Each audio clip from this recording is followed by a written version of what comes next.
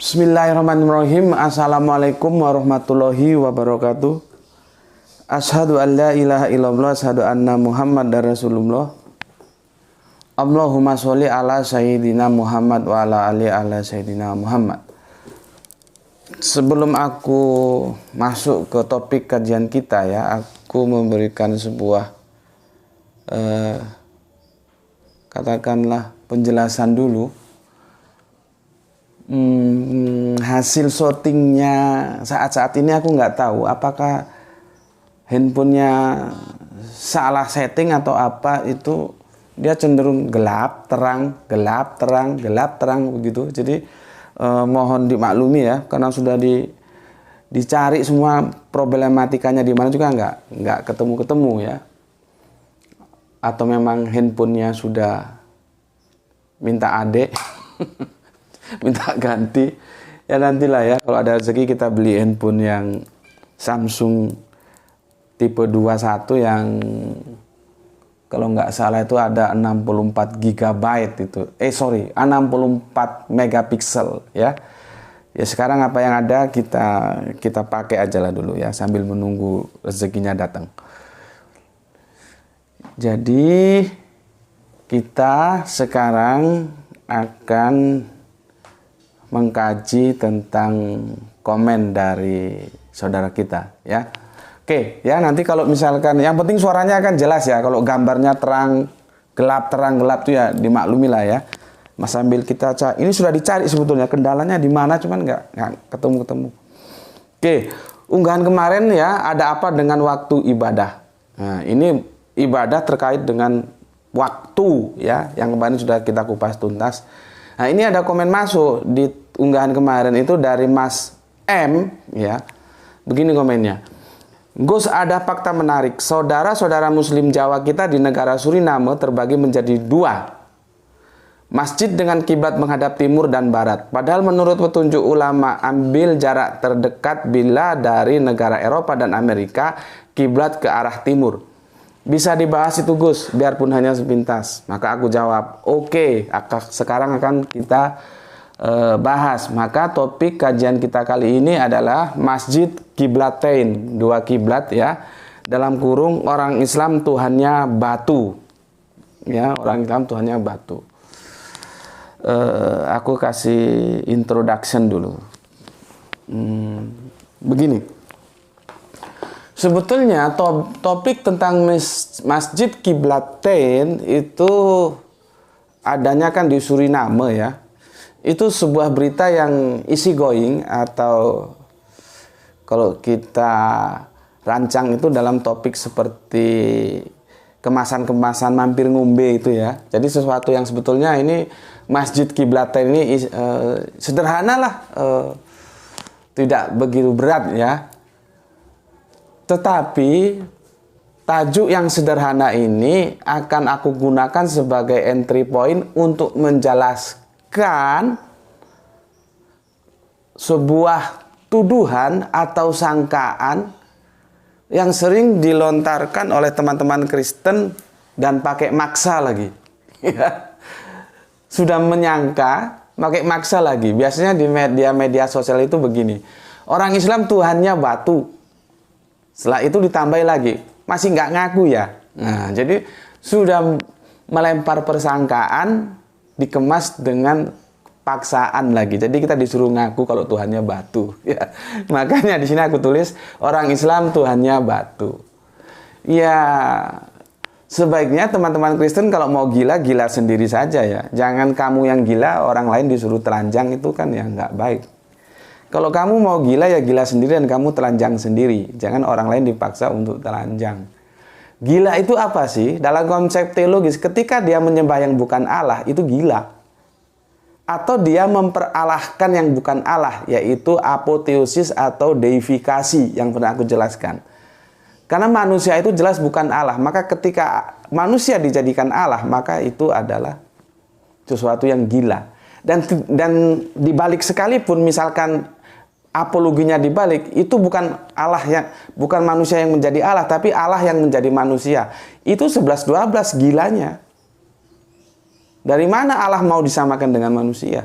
sehingga dia menjadi manusia, ya. Jadi kalau mau gila ya gila sendiri, dan kamu telanjang sendiri, silakan berjalan ke tengah-tengah pasar atau ke tempat-tempat keramaian, ya.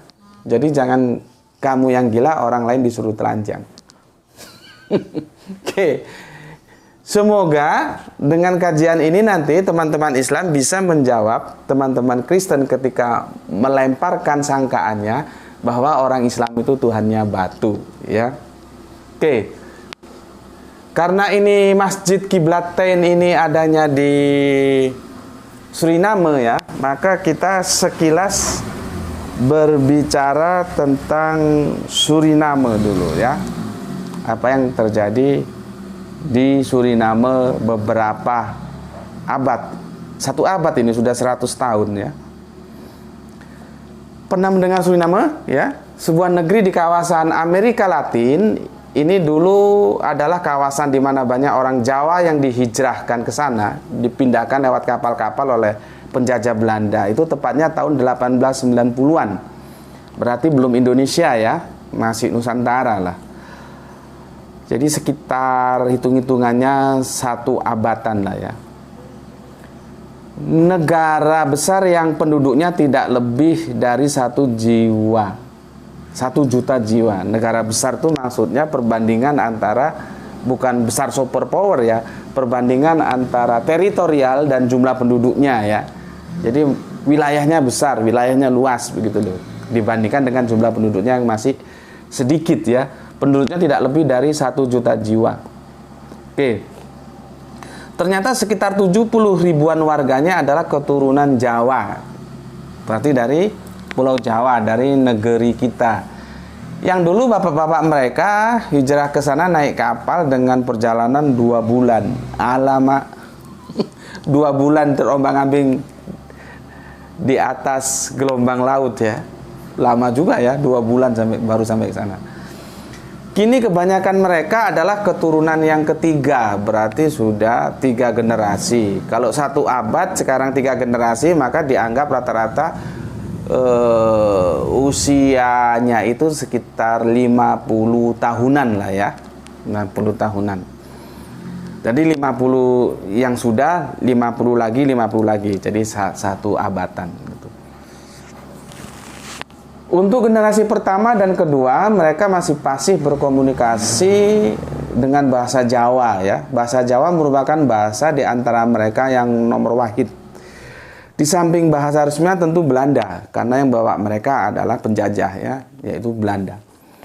Bahasa Jawa merupakan bahasa di antara mereka nomor wahid, ya, di samping bahasa resminya, ya, bahasa Belanda itu, ya. Maka jangan heran kalau kita bertemu dengan salah satu di antara mereka, maksudnya kita bertemu salah satu di antara mereka, ya. Ya seperti kita ini, kulitnya, hidungnya, posturnya, bentuk tubuhnya secara physically itu, ya memang mereka orang Indonesia, ya, sama dengan kita, ya, begitu. Oke, sekarang Jawa dan Islam. Tentang Jawa dan Islam di negeri kita itu ada beberapa catatan yang menarik, ya. Pertama, aku belum pernah muat, ya, tentang Jawa dan Islam, ya. Kapan-kapan perlu kita kaji ini. Oke, tentang Jawa dan Islam di negeri itu ada beberapa catatan yang menarik. Pertama, fenomena masjid 2 kiblat. Ya. Kalau masjidnya kita diskusikan, otomatis ibadahnya, sholatnya kita diskusikan juga. Kalau kemarin kita diskusikan ibadah dari sudut waktu, sekarang dari sudut arah ibadah, ya. Jadi masih terangkai juga sebelumnya. Di Suriname ada, ya, sampai saat ini masjid yang kiblatnya berlawanan dengan arah Ka'bah. Jadi berlawanan dengan arah Ka'bah. Kalau Ka'bah ada di sebelah timur, sebaliknya mereka justru menghadap ke barat, ya. Jadi kalau menghadap ke barat, kalau di sini barat, ya, sana, ya. Barat itu orang Jawa bilang kulon, ya. Ceritanya dulu ketika orang Jawa ini hijrah ke sana, mereka terbiasa salat menghadap ke barat, kulon, ya, kulon. Ya memang karena dilihat kalau dari negeri kita ya secara geografis kita menghadap ngulon, orang Jawa bilang ngulon, menghadap barat ya. Makanya aku bilang kemarin, kita sebagai orang Indonesia harus percaya diri, jangan menyebutnya Timur Tengah. Kalau media massa dan kita semua menyebut Timur Tengah. Timur Tengah itu kalau dilihat dari Inggris ya. Maka sekarang ayo kita melawan opini itu, kita berikan counter budaya ya. Kita menyebutnya Barat Tengah bukan Timur Tengah. Jadi jangan lagi ada media massa atau kita menyebut oh dia pakar Timur Tengah. Bukan, pakar Barat Tengah karena kita ada di sebelah sini gitu ya. Oke. Pertarungan budaya itu memang lama, tapi kalau kita terus melawannya, kita akan mendapatkan sebuah suasana perubahan. Tidak lagi mengatakan Timur Tengah, tapi Barat Tengah. Ya. Oke. Sehingga dulu orang-orang Jawa itu, kalau sholat itu, seperti nenek moyang mereka menyebutnya ngadep ngulon. Nah, gitulah ya. Oke. Dan mereka kekeh, orang Jawa itu kekeh berpikiran, ya, kekeh berpikiran, ya. Jadi apa yang sudah disampaikan oleh nenek moyang mereka, mereka pegang menjadi sebuah kebenaran, mereka ugemi. Bahasa Jawanya mereka ugemi. Mereka pokoknya menghadap ngulon. Masalah itu bertentangan atau tidak, mereka tidak urus, pokoknya ngulon, gitulah, ya. Ada juga berpendapat toh bumi ini bulat. Jadi bulat ya. Kalau kita kalau berbalik arah ya, kita membelakangi Ka'bah, kalau bumi itu bulat toh nanti akhirnya menuju ke situ juga gitu. Orang-orang suku Namo berpikir praktis seperti itu. Di sini sebuah informasi menyampaikan kepada kita bahwa dari sudut pandang Islam bumi itu bulat, bukan datar. Siapa ngomong bumi itu datar? Ya. Orang-orang suku Namo itu tahu, makanya mereka nggak gopo ya. Kalau bahasa Jawa, aku ora gopo, aku nggak bingung, aku nggak gopo. Bukan masalah toh bumi ini bulat. Nanti kalau kami menghadap ngulon, menghadap barat, toh nanti ketemu juga itu, karena berputar begini gitu, ya. Mereka kekeh tetap menghadap barat. Jadi sesuatu yang bisa kita tampilkan di sini adalah sebuah pemahaman orang-orang Islam Jawa dulu sudah mengatakan bahwa bumi itu bulat. Oke. Sekarang kita mulai kupas dari sini dulu. Ya, tadi yang fenomena masjid ya, ada yang menghadap barat, nanti ada yang menghadap timur di sana ya. Itu fenomena pertama. Terus ada fenomena kedua, yaitu masalah adzan. Jadi di sana itu masih ada adzan yang menggunakan bahasa Jawa. Jadi begini bahasa Jawanya, Allah Maha Agung, Allah Maha Ageng gitu. Ya, bukan Allahu Akbar, tapi Allah Maha Ageng, Allah Maha Ageng gitu. Jadi adzan itu mereka terjemahkan. Begitulah cara mereka berislam. Memang ini ribet. Nanti tinjauannya hukum fikih. Seperti di daerah kami di sini pernah terjadi dulu sebuah polemik sholat dua bahasa. Ya. Dan aku orang yang cukup sederhana mensikapinya, ya. Karena apa? Karena itu lahir dari sebuah rasa gregetan seorang mu'alaf ketika dia masuk Islam secara totalitas. Dia gregetan dengan fenomena yang ada, jadi dia berpikir orang Islam ini sering melanggar Islam, misalkan dia baca waktu sholat surat tentang larangan riba, tapi dia masih juga bermain-main dengan riba. Di situ dia simpulkan ini karena nggak tahu artinya. Gitu. Maka karena jengkelnya dia, maka kelompoknya dia mengusung sebuah penemuan, kalau bisa dibilang penemuan, sebetulnya tidak juga sih. Itu sudah pernah terjadi perdebatan ulama dahulu. Sholat dua bahasa. Dan itu menjadi ramai di sini fenomenanya. Yang aku suka, sosok yang mencetuskan sholat dua bahasa itu siap beradu argumentasi secara ilmiah, siap. Cuman kan kemarin penguasa di sini nggak mau ambil pusing. Jadi dia tidak menyelesaikan secara akademis, tapi diselesaikan secara politis, akhirnya ya kena lah di sidang itu kalau nggak salah 2 tahun penjara atau bagaimana gitu. Dan aku sangat menyayangkan itu. Seharusnya karena yang mengusung juga mau, itu diselesaikan secara akademis gitu loh. Jangan politis. Kalau politis tuh hubungannya kekuatan. Siapa yang paling kuat secara politis ya tentunya penguasa. Kalau tingkat kabupaten ya bupati. Dan akhirnya kenalah 2 tahun di penjara kalau nggak salah ya. Kalau aku mendukung, artinya apa? Mendukung. Mari ini kita bicarakan secara akademis. Karena meskipun diterjemahkan, tapi bahasa aslinya tetap disertakan, itu loh yang menarik ya. Menarik itu ya. Aku tidak mengatakan mendukung atau menolak, cuman aku mendukung. Ayo fenomena ini, problematika ini kita bawa ke dalam ranah akademis, jangan ranah politis, itu loh ya. Oke, itu sekilas saja. Jadi sebetulnya sholat 2 bahasa itu juga diterjemahkan itu sudah pernah menjadi polemik di antara ulama-ulama dahulu. Oke, kembali. Kalau kita berbicara Islam di Suriname itu ada 2 yang sebetulnya menarik. Pertama, Masjid Kiblatain, masjid 2 kiblat ya, dan fenomena adzan diterjemahkan dalam bahasa Jawa ya. Jadi tidak Allahu Akbar, tapi Allah Moho Ageng diterjemahkan begitu. Ageng itu besar. Moho itu maha, Allah maha besar begitu ya. Sekarang yang fenomena kedua kita abaikan, kita fokus ke fenomena pertama yaitu Masjid Kiblatain, 2 kiblat. Jadi gini loh ya, kita belajar dulu kultur Jawa. Kultur Jawa itu orang yang tidak mau ribet, orang yang selalu berpikir sederhana. Apa yang bisa dia lakukan, dia lakukan. Maka orang Jawa bilang itu sulit, la haula wala quwata illa billah, itu sulit bagi mereka menjadi wolo-wolo kuato.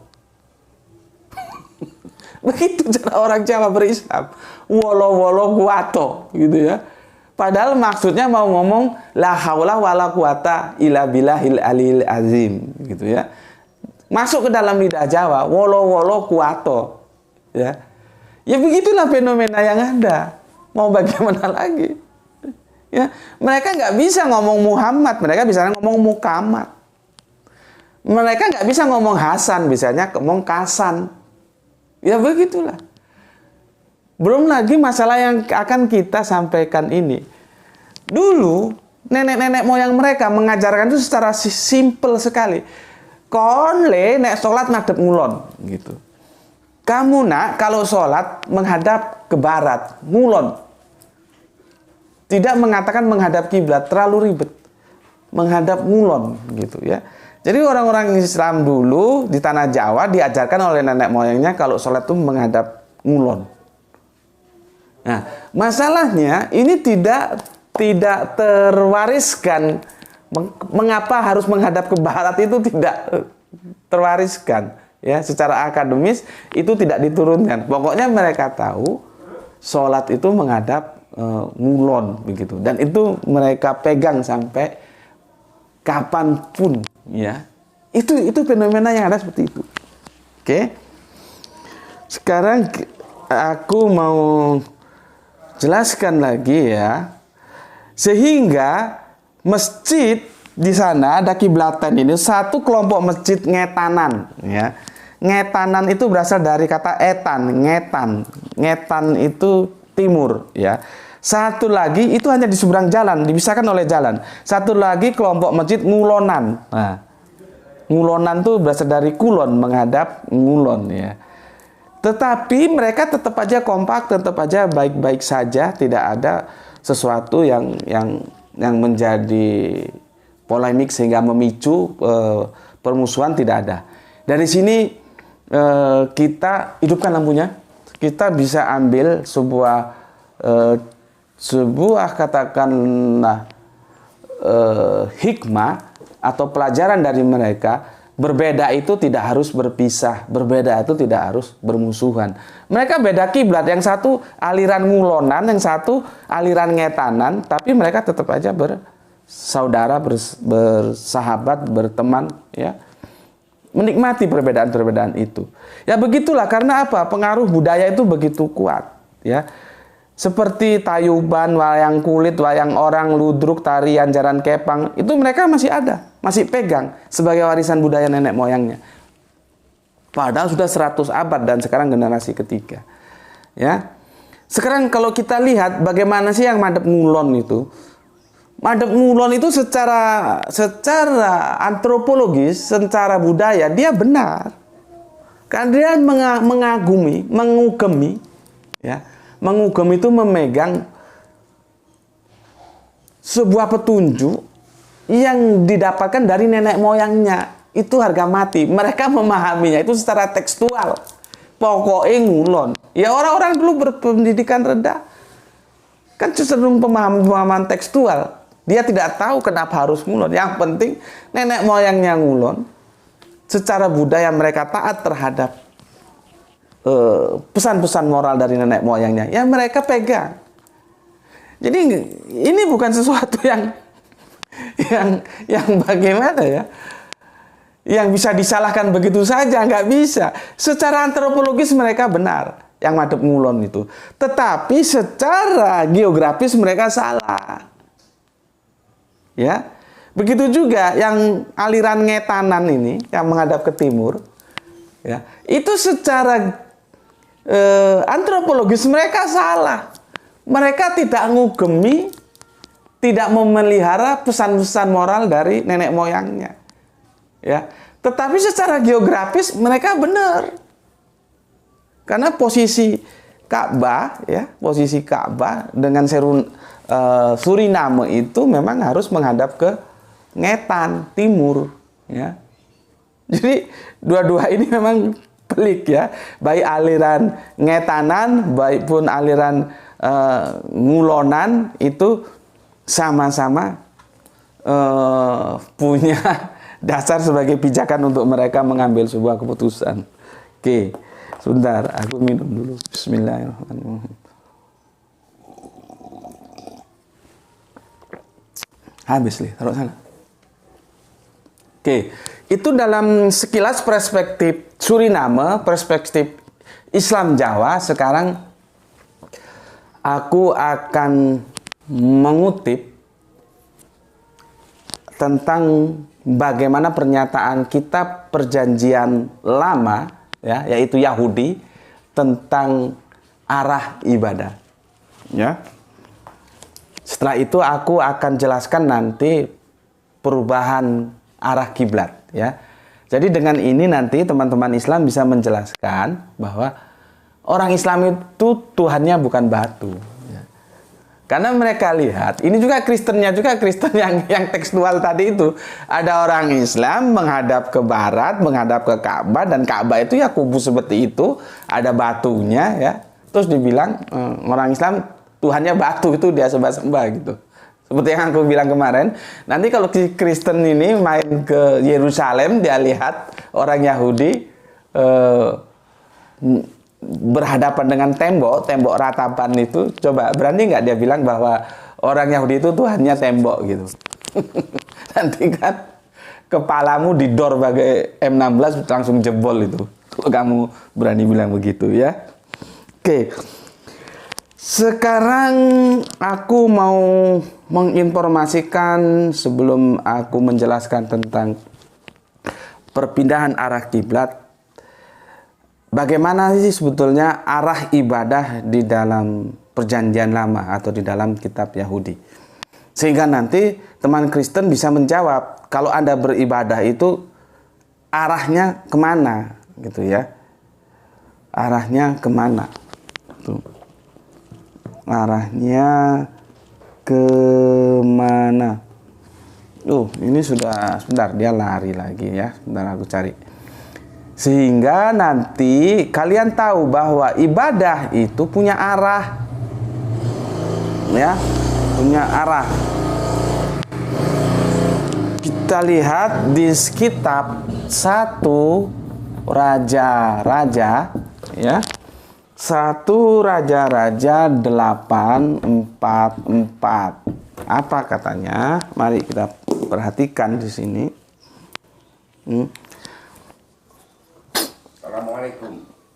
apabila umatmu keluar untuk berperang melawan musuhnya ke arah manapun, ya, engkau menyuruh mereka, ya, dan apabila mereka berdoa kepada Tuhan dengan berkiblat ke kota yang telah kau pilih, ke rumah yang telah kau dirikan bagi namamu. Coba perhatikan ya. Apabila umatmu keluar untuk berperang melawan musuhnya ke arah manapun engkau menyuruh mereka, dan apabila mereka berdoa kepada Tuhan dengan kiblat kota yang telah kau pilih dan ke rumah yang telah kau dirikan bagi namamu. Coba. Berkiblat, kiblat itu menunjukkan arah. Ora sakarepe rono rene kesana kesini. Sekarang orang Kristen kiblatnya kemana? Coba jawab. Ini perjanjian lama ini kan masih kalian pakai. Yahudi mengatakan berkiblat ke kota yang telah kau pilih dan ke rumah yang telah kau dirikan bagi namamu. Ya. Sekarang di Mazmur 57. Lihat. Mazmur ya 57 ayatnya 7. Lihat. Tetapi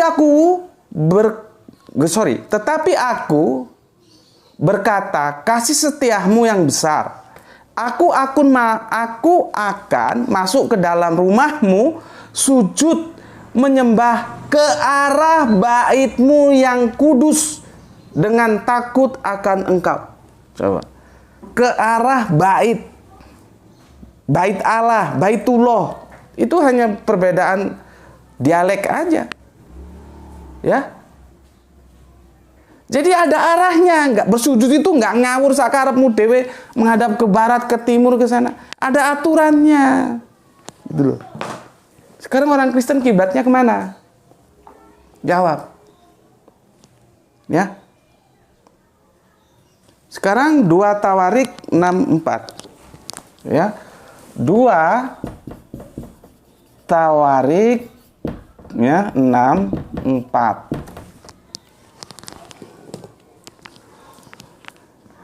Apabila umatmu keluar untuk berperang melawan musuh-musuhnya, ya, ke arah manapun engkau menyuruh mereka, dan apabila mereka berdoa kepadamu dengan berkiblat. Coba. Kurang jelas gimana teks ini. Dengan berkiblat. Jadi ada kiblat, ya. Ya. Berkiblat ke kota yang telah kau pilih ini dan ke rumah yang telah kau dirikan bagi namamu. Sekarang kita belum mendapatkan jawaban yang tegas. Itu kota mana itu? Ya, itu kota mana? Rumahmu itu rumah yang mana? Maka Daniel akan menjawab. Ya. Daniel 6, 10, 11. Karena teksnya dijelaskan begini, 6, 10, 11. Aku juga tampilkan apa adanya supaya kalian nggak bingung. Nanti lihat di Daniel 6, 10, 11. Ini dia kan berbicara kiblat, ya. Kiblat. Menuju kepada sebuah kota. Yang di sana ada bait Allah, rumah Allah. Ini masih pertanyaan, kotanya itu kota mana? Ya, maka Daniel menjawab begini. Demi didengar Daniel bahwa surat perintah itu telah dibuat, pergilah ia ke rumahnya, ya. Dalam kamar atasnya ada tingkap-tingkap yang terbuka, ya.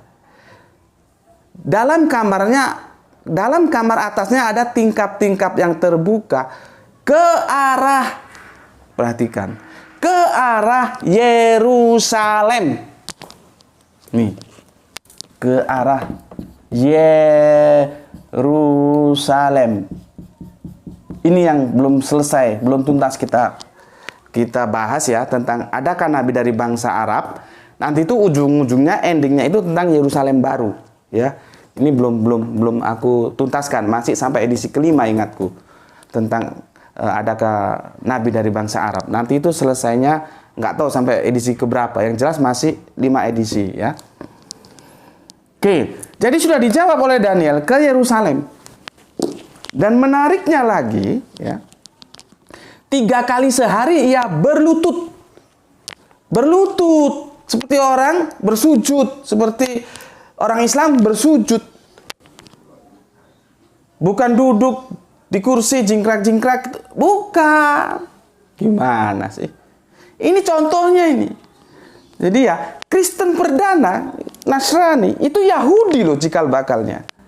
Dan ini kitabnya orang Yahudi bilang begitu. Nah sekarang orang Kristen berkiblat kemana?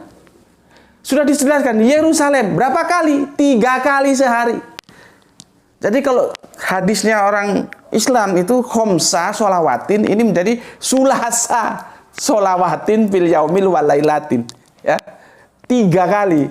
Ya syariatnya dulu 3, ya 3. Setelah Kanjeng Nabi Muhammad 5, ya 5 gitu ya. Aku jawab lagi ya, sebagai jawaban misalkan ada sebuah pertanyaan, menuju kota mana? Ya. Demi didengar Daniel bahwa surat perintah itu telah dibuat, pergilah ia ke rumahnya. Dalam kamar atasnya ya ada tingkap-tingkap yang terbuka, ya. Itu menuju ke arah Yerusalem.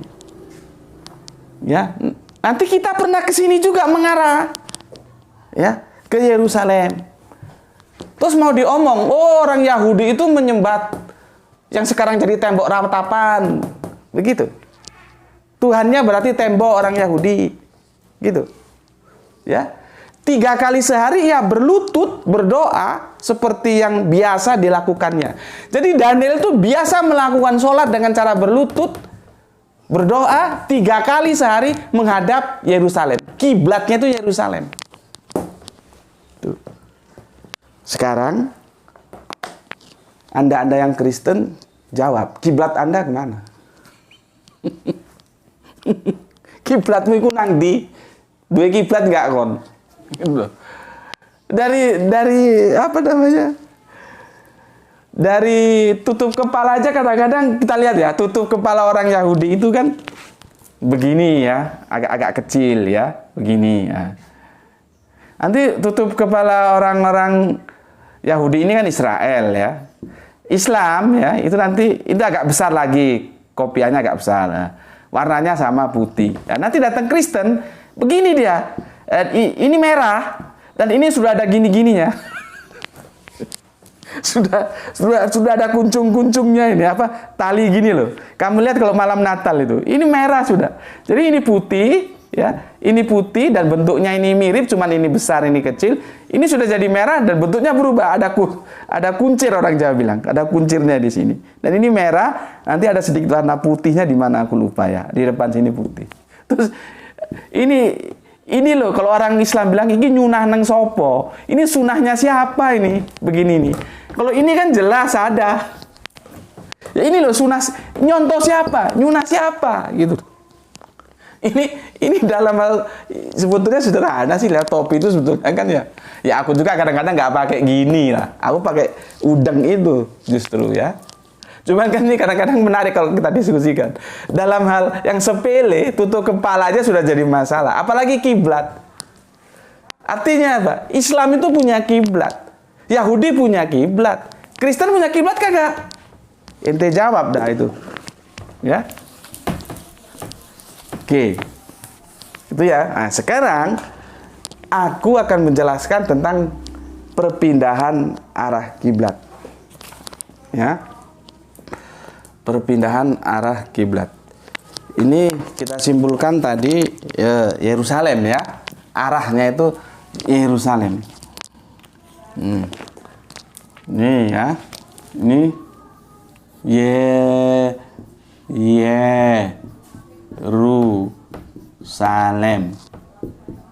Ini sudah kita pernah bahas sekilas ya. Yerusalem, Darussalam. Ya, Ursalim kalau bahasa akad, ada yang bilang akad dia, ada yang bilang akad. Oke, sekarang kita melihat perpindahan kiblat dalam perspektif Islam. Itu bisa dimulai, ya. Kita mulai di surat 2142. Ya. Sorry. Quran surat Al-Baqarah surat 2142. Ya. Quran surat Al-Baqarah surat 2142. Nanti ini Al-Baqarah semua ini, ya. Bismillahirrahmanirrahim. Orang-orang yang kurang akalnya di antara manusia akan berkata, apakah yang memalingkan mereka? Maksudnya umat Islam dari kiblatnya. Nah, dulu kita berkiblat ke Baitul Maqdis itu, ke arah ini. Ya. Yang dahulu mereka telah berkiblat kepadanya. Katakanlah, kepunyaan Allah timur dan barat. Dia memberi petunjuk kepada siapa yang dikehendakinya ke jalan yang lurus. Ya. Jadi dulu kita berkiblat ke Baitul Maqdis. Ya. Oke. Sekarang yang 143. Quran surat Al-Baqarah surat 2143. Dan demikian pula kami telah menjadikan kamu umat Islam, umat yang adil dan pilihan, agar kamu menjadi saksi atas manusia, dan agar Rasul, maksudnya Kanjeng Nabi Muhammad, menjadi saksi atas perbuatan kamu. Dan kami tidak menetapkan kiblat yang menjadi kiblatmu sekarang ini, melainkan agar kami mengetahui supaya nyata siapa yang mengikuti Rasulnya dan siapa yang membelot. Dan sesungguhnya pemindahan kiblat itu terasa amat berat, kecuali bagi orang-orang yang telah diberi petunjuk oleh Allah. Dan Allah tidak akan menyia-nyiakan imanmu. Sesungguhnya Allah Maha Pengasih lagi Maha Penyayang kepada manusia. Aku jelaskan dulu. Jadi perpindahan kiblat kita, ya, yang ada di daerah Yerusalem kembali nanti ke Masjidil Haram, ya, yang ada di kota Mekah. Ini kata Yerusalem, kota Mekah, ya. Itu tidak saja menjadi sebuah katakanlah amunisi dari orang-orang yang tidak suka kepada Islam untuk menyerang Islam, tetapi dalam tubuh umat Islam sendiri pun itu tidak 100% menerima, masih ada yang berat, ya. Dan itu manusiawi. Orang sudah sekian lama memegang kebenaran A, itu dianggap sebagai sebuah kebenaran. Tiba-tiba ada orang mengatakan, oh bukan A yang benar, itu B, gitu. Itu dia perlu waktu untuk berubah dari A ke B. Itu manusiawi sekali. Makanya Al-Quran mengatakan, ya, itu dalam rangka mensikapi bagaimana orang-orang Islam sendiri yang berat hati untuk memindahkan kiblatnya ke Masjidil Haram. Ya, itu ya, ke Masjidil Haram. Maka dikatakan, dan kami tidak menetapkan kiblat yang menjadi kiblatmu sekarang, melainkan agar kami mengetahui supaya nyata siapa yang mengikuti Rasul dan siapa yang membelot. Artinya di sini yang jadi masalah itu bukan kiblatnya, bukan arahnya, tapi perintahnya. Siapa yang memerintahkan? Kalau itu sudah perintah Allah, ya sami'na wa ata'na. Gitu loh. Ini teman-teman Kristen juga biar tahu ini, bukan masalah Ka'bahnya yang kalian sebut itu ada batu di sana. Bukan masalah arahnya ke Yerusalem, ya, atau ke arah kota Mekah. Tapi perintah, ketundukan orang Islam terhadap perintah. Siapa yang memerintahkan itu? Allah. Nah, karena yang memerintahkan itu Allah, dia taat. Seandainya Allah dulu suruh Kanjeng Nabi Muhammad, kamu sholat menghadap Borobudur, ya orang Islam menghadap Borobudur, nggak ada urusan. Mau Borobudur itu dibangun oleh kerajaan Buddha, itu nggak ada urusan. Tapi kan perintahnya tidak ke sana. Misalkan Allah perintahkan, kalian orang Islam kalau sholat menghadap Monas, ya kami menghadap Monas. Nggak ada urusan Monas atau bukan Monas. Karena kami melihat siapa yang memerintahkannya. Itu sekilas menjawab, benarkah orang Islam itu Tuhannya batu? Benarkah orang Islam itu menyembah batu? Kalau kalian cerdas, kalian sudah tahu. Ya. Buktinya kalau kami menyembah batu dan batu itu Ka'bah yang di dalam Hajar Aswad, kami pernah tidak menyembah ini. Kami dulu ke sini. Gitu loh. Baru dirubah arahnya. Ya. Oke. Dan begini juga, mumpung aku ingat, Ka'bah itu ya, kalau kiswah atau apa kiswah kalau nggak salah, kalau kainnya itu diganti, itu orang naik ke atas dan diinjak itu Ka'bah. Sekarang apa ada Tuhan bisa diinjak? Coba. Ini aku dapat penjelasan dari mu'alaf saudara kita Chinese dari negeri jiran ya, Malaysia atau Singapura, sepertinya Malaysia. Itu logikanya bagus sekali untuk menjelaskan bahwa orang Islam itu Tuhannya bukan batu dan tidak menyembah batu. Ya. Itu hanya sebuah arah yang menyatu supaya teratur, tertib, dan itu perintah Allah. Masalahnya siapa yang memerintahkan? Bukan apa yang menjadikan tiang panjang itu. Buktinya apa? Ya itu tadi. Ya. Itu kalau ganti kiswah, orang yang naik ke atas. Yang namanya naik ke atas Ka'bah ya diinjak dong Ka'bahnya. Terus kalau misalkan itu Tuhan, terus itu misalkan yang disembah itu batu, masa Tuhan, masa sesembahan diinjak-injak? Sekarang cara membedakannya gampang beginilah.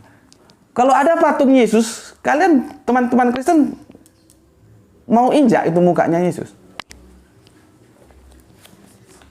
Kan sederhana sekali, mau injak tidak? Tentunya kan tidak. Karena dalam perspektif ya, ketuhanan atau keimanan ya Kristen, tentunya yang Tritunggal, Yesus itu Allah. Jadi nggak mungkin lah teman-teman Kristen itu akan menginjak, walaupun itu patung Yesus ya, mukanya Yesus itu nggak mungkin diinjak, karena itu merupakan Allah bagi teman-teman Kristen. Nggak sama dengan orang Islam. Ka'bah itu ya diinjak.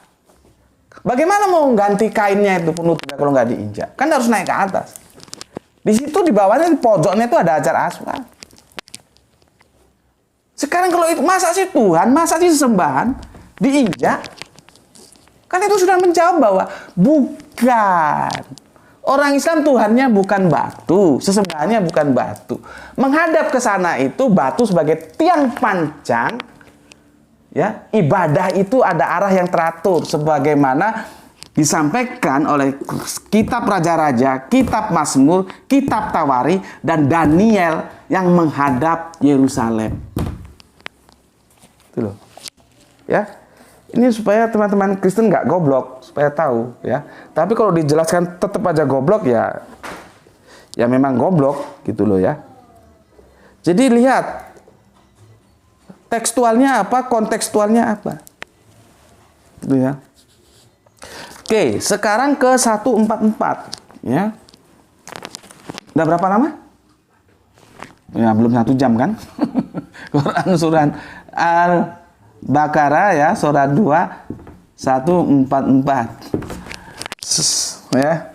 Belum 1 jam teman-temanku ya. Kita tuntaskan sekalian ini. Sungguh kami sering melihat mukamu menengadah ke langit. Maksudnya Kanjeng Nabi Muhammad ya. Maka sungguh kami akan memalingkan kamu ke kiblat yang kamu sukai. Ya. Palingkanlah mukamu ke arah Masjidil Haram. Ya, yang itu ada di kota Mekah. Ya. Dan di mana saja kamu berada, palingkanlah mukamu ke arahnya. Dan sesungguhnya orang-orang Yahudi Nasrani yang diberi Alkitab, Taurat dan Injil memang mengetahui bahwa berpaling ke Masjidil Haram itu adalah benar dari Tuhannya, dan Allah sekali-kali tidak lengah dari apa yang mereka kerjakan. Tuh. Ya. Jadi ketika Kanjeng Nabi Muhammad sering menghadap ke kota Mekah sambil orang Jawa bilang dangak gini ya. Maka Allah respon, oke deh, sekarang kamu tak perintahkan untuk berkiblat ke arah yang kamu sukai. Gitu. Jadi yang tadinya ke Baitul Maqdis itu di kota Yerusalem ya, sekarang berpindah ya ke kota Makkah. Nih, Makkah. Yang di sini ada Masjidil Haram, ya. Yang di sini ada Bait Allah. Masjidil Haram itu ada Ka'bah itu ya Bait Allah. Foto aja ini Bait Allah, Baitullah, foto aja. Dulu, ya. Oke. Sekarang lompat ke 148. Dan bagi tiap-tiap umat ada kiblatnya sendiri yang ia menghadap kepadanya. Maka berlomba-lombalah kamu dalam berbuat kebaikan. Di mana saja kamu berada pasti Allah akan mengumpulkan kamu sekalian pada hari kiamat. Sesungguhnya Allah Maha Kuasa atas segala sesuatu. Perhatikan. Dan tiap-tiap umat ada kiblatnya yang ia menghadap kepadanya. Umat Islam punya kiblat, umat Yahudi punya kiblat, umat Kristen kagak tahu dah gue. Sekarang yang 149 ya. Quran surat Al-Baqarah surat 2, lompat dia ya, 149. Tadi 148 sudah ya, 148 sudah. Sekarang Quran surat Al-Baqarah 149 ya. Dan dari mana saja kamu keluar, maka palingkanlah wajahmu ke arah Masjidil Haram. Sesungguhnya ketentuan itu benar-benar sesuatu yang hak dari Tuhanmu. Dan Allah sekali-kali tidak lengah dari apa yang kamu kerjakan. Clear kan? Ke arah Masjidil Haram. Nih. Kota Mekah ya. Sekarang yang 49 50 ya. Quran surat Al-Baqarah surat 2 50 ya, 150. Masih hampir sama redaksionalnya ya, begini. Diulang lagi ya. Dan dari mana saja kamu keluar, maka palingkanlah wajahmu ke arah Masjidil Haram. Ya. Dijelaskan. Ke arah mana? Masjidil Haram. Dan di mana saja kamu berada, maka palingkanlah wajahmu ke arahnya. Maksudnya Masjidil Haram. Agar tidak ada hujah bagi manusia atas kamu, kecuali orang-orang yang zalim di antara mereka. Maka janganlah kamu takut kepada mereka dan takutlah kepadaku, dan agar kusempurnakan nikmatku atasmu dan supaya kamu mendapat petunjuk. Masjidil Haram. Di mana itu? Di kota Mekah. Sekarang kita dari situ penjelasannya lompat ke masih tetap Al-Baqarah ya, masih tetap Al-Baqarah ya. Begini, Quran surat Al-Baqarah surat 2 nomornya 177 ya, 177. Begini, Bismillahirrahmanirrahim. Bukanlah menghadapkan wajahmu ke arah timur dan barat, itu suatu kebajikan ya. Aku jelaskan dulu, timur dan barat itu kadang-kadang dipahami secara geografis, artinya memang arah mata angin ya. Timur, tenggara, selatan, barat, daya, barat, barat, laut, utara, timur, laut. Panggil anakmu yang sudah kuliah. Hafal ya urutan mata angin itu. Jangan yang SD, SMP seperti anakku, SMA jangan. Anakmu sudah kuliah, panggil. Hafal nggak mata angin itu? Dulu kami masih SD kecil itu sudah hafal. Karena nilai pendidikan dulu itu lebih bagus daripada sekarang. Bagaimana dulu dididik cinta terhadap kebudayaannya. Ya. Jadi dulu kami kecil-kecil 10 lagu nasional, lagu wajib kebangsaan itu hafal. Kalau sekarang ya begitulah. Kalian tahu sendiri. Oke. Jadi kalau Al-Quran mengatakan barat dan timur itu ada dua kemungkinan. Pertama, dia dipahami secara geografis, artinya benar barat dan benar timur. Tetapi bisa juga dipahami bahwa itu adalah perwakilan dari sebuah istilahan, yaitu kalau barat itu adalah naturalis, kalau timur itu idealis, filsafat. Kita tahu Plato dan Aristoteles itu adalah hubungannya guru murid. Tetapi seorang guru Plato itu menelurkan filsafat idealis, sedangkan muridnya Aristoteles itu menelurkan filsafat naturalis. Dari dua filsafat inilah kemudian filsuf-filsuf dunia itu tumbuh dan berkembang. Ya. Nah, jadi kalau kita bicara tentang nanti ada Watini wa Jaituni itu ya, itu nanti tentang Miskat itu berbicara barat dan timur. Itu tidak bisa dipahami geografis seperti ayat ini. Quran surat Al-Baqarah 177. Kalau ini dia berbicara barat timur geografis karena dia Masjid Qiblatain ini berhubungan dengan arah yang secara geografis. Ya. Makanya kalau kamu sholat ya, Allahu Akbar. Ini wajahtu wajhiya lillazi fatara samawati wal ardi, gitu ya. Itu apa artinya? Coba. Ini wajahtu wajhiya. Ya. Bukan kamu setor muka. Kita dipandang, kita setor muka, bukan. Wajah itu bisa dipandangi cara pandang kehidupan. Itu wajah, ya. Nanti hidupku dan matiku aku persembahkan untukmu, untuk Allah. Lah ngapain? Allah itu tidak butuh hidupmu, Allah itu tidak butuh matimu. Itu seharusnya dipahami bahwa dari mulai hidup dan matiku kelak akan aku perlakukan sesuai dengan hukum-hukum Allah. Yaitu apa? Sesuai dengan pandangan Allah. Sesuai dengan wajah Allah. Apa? Al-Quran. Begitu seharusnya. Bukan hidupku matiku untukmu. Memangnya Allah butuh hidupmu, butuh matimu untuk apa? Ya. Jadi kalau ada wajah Allah itu jangan dikirain wajah seperti ini. Itu maksudnya pandangan Allah. Maka pandangan kehidupanmu sampai nanti mati itu dilakukan sesuai dengan pandangan Allah yang diajarkan kepada kita. Apa? Al-Quran. Begitu. Bukan hidupku matiku untukmu. Ya. Oke. Sekarang kita baca Quran surat Al-Baqarah 177.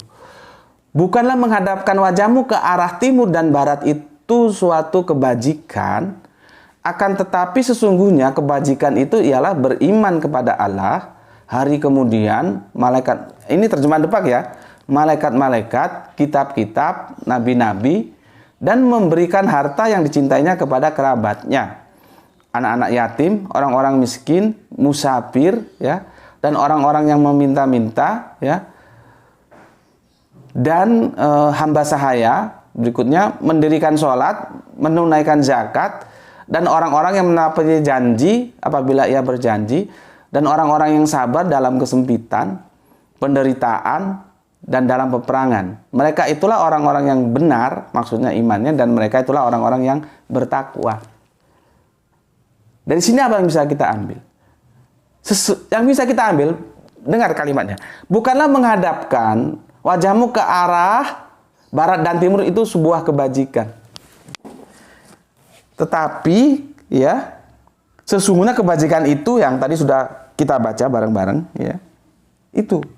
Di sini kita ambil yang jadi masalah itu sebetulnya bukan menghadap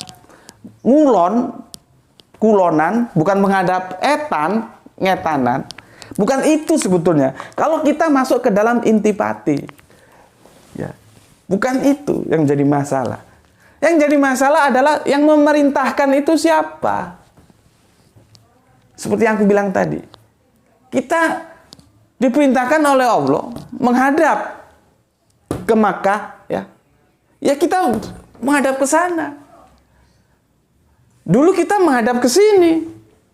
Terus dipindah arah kiblatnya, suruh menghadap, ya kita menghadap ke sini. Itu namanya ketundukan. Jadi sebetulnya bukan masalah barat timur, tapi kemana Allah memerintahkan kita harus berarah. Ke arah mana kita harus menuju ketika menghadapnya. Gitu. Ya. Jadi sangat salah ketika orang-orang Kristen bilang orang Islam Tuhannya batu. Mbahmu apa batu? Ya. Ka'bah itu yang di dalamnya itu hanya tiang pancang saja. Ya. Tiang pancang saja itu. Cuman kenapa kita menghadap ke sana? Supaya serasi. Dan itu kembali lagi intipatinya karena kita diperintahkan menghadap ke sana. Itu loh. Sekarang kalau kamu bilang bahwa orang Islam Tuhannya batu, berarti pernah dong orang Islam tidak menyembah Tuhannya. Karena waktu di sini Ka'bahnya itu nggak ada di sini. Ka'bah itu ada di sini. Di sini Ka'bahnya. Ya. Jadi sudah aku jelaskan ya. Orang Islam itu Tuhannya siapa? Orang Islam itu Tuhannya punya nama. Namanya siapa? Allah. Nggak tahu kalau Tuhanmu namanya siapa, aku nggak tahu. Sedangkan batu yang segi 4 itu, kemudian ada itu namanya, yang di pojok itu namanya Hajar Aswad, batu hitam. Ya, makanya Ibunda Hajar itu jangan dipahami dalam perspektif bahasa Arabian, karena dalam bahasa Arabian Hajar itu batu. Ibunda Hajar itu adalah dari putri Fir'aun, Kipti, bahasa orang Kipti harus dipahami. Jangan bilang ibu batu, salah nanti. Ya. Nah, batu itu namanya Hajar Aswad, bukan Allah. Yang segi 4 itu namanya Ka'bah, bukan Allah. Nah, orang Islam punya Tuhan, punya ilah, punya Rob. Nanti kalau aku bawa ke ilah dan Rob kalian bingung ya. Aku pakai istilah Tuhan aja lah supaya kalian ngerti. Tuhannya itu punya nama, yaitu ini loh. Nih namanya ini. Ini loh. Ya. Nih. Allah ini namanya. Kalau dalam edisi Arabian alif lam lam ha, ya. Kalau dalam edisi Ibraniun YHWH itu. Jadi namanya Allah. Jadi dari mana kalian bisa ngomong orang Islam Tuhannya batu, terus masih nggak ngaku? Itu kan seperti yang aku bilang tadi. Kalau lu gila, lu telanjang aja sendiri. Jangan lu gila orang lain suruh kamu telanjang, ya. Oke. Dari sini aku kira sudah cukup ya untuk menjelaskannya. Jadi ini Yahudi ya, kiblatnya itu ke sini Yerusalem. Ini Islam, kiblatnya itu kalau kita ambil kota ya ke Mekah ya. Dan pernah dahulu sebelum kita berkiblat ke Mekah ini kita berkiblat ke sini juga. Ya. Dari sini sudah membuktikan bahwa Ka'bah itu atau Hajar Aswad itu bukan Tuhannya orang Islam, bukan sesembahannya orang Islam. Orang Islam punya sembahan, punya Tuhan, namanya itu Allah. Ya. Semoga bisa dipahami, ini penjelasan dari aku. Ya. Sedangkan Masjid Qiblatain tadi itu ada yang ke barat, ada yang ke timur, ya itulah perspektifnya bagaimana. Kita lihat dalam konteks budaya antropologis atau kita lihat dari konteks lokus ya, yang itu geografis, masing-masing punya argumen. Ya sudahlah, biarin saja. Ya, biarin saja. Toh mereka juga punya argumentasi. Bumi ini bundar, nanti tahu ujungnya ya ketemu di situ juga gitu. Ya benar juga sebetulnya secara hitung-hitungan geografis kalau kita lihat ya. Oke, itu dari aku, sampai ketemu lagi ya. Assalamualaikum warahmatullahi wabarakatuh.